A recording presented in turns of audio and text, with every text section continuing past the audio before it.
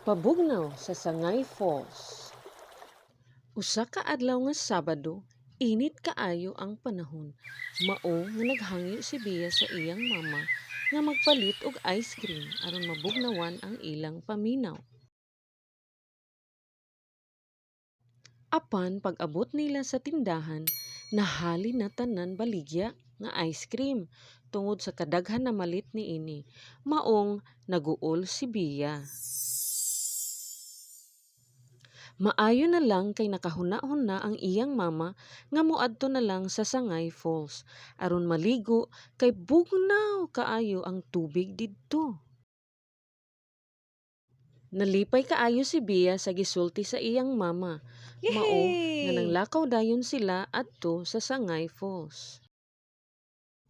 Pag-abot didto, naligo dayon si Bea ug nabati ang tumang kabugnaw sa tubig Yippee! ngadto sa iyang Woo! lawas.